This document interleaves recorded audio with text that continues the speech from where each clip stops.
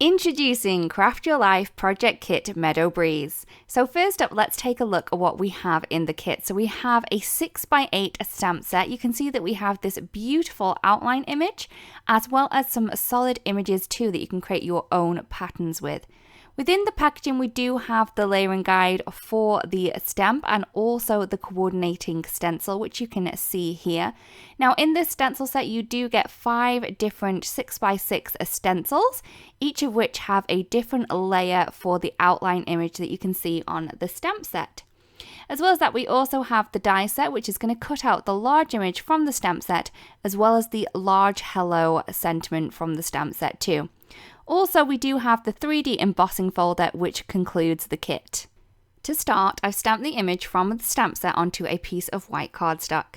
I'm then going to take stencil number 1 and I'm going to pop that into place. You can see that the top and also the left bottom floral line up perfectly with this one here.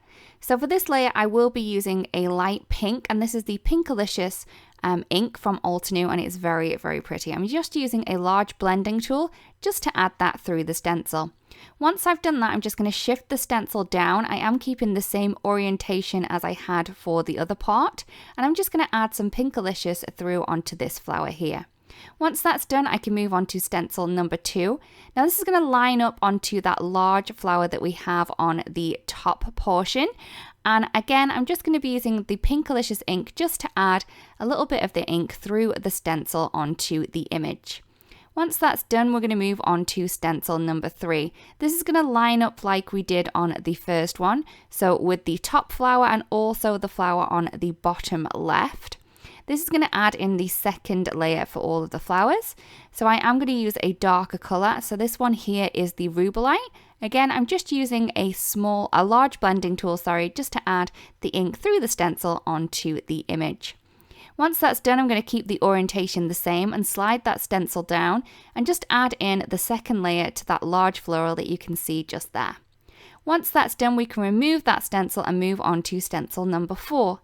This is going to add in the base layer for all of the leaves and also the stems of the flowers, as well as some of the flower centers.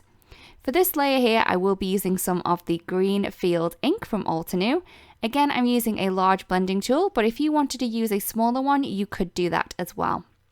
Once that's done, we're going to remove that stencil and move on to stencil number 5, which is the last one. This is going to add in the darker shade for all of the leaves and little bits of the stem pieces too. So I'm just going to line that up with the stems and also the leaves on the bottom left, as well as the little flower centers. For this layer here, I will be using the Shadow Creek ink just to add in that darker color. Once that's done, we can remove that stencil, and that is all of the layering complete. We really do hope this video helps. Thank you so much for watching, and we'll see you again really, really soon. Bye bye.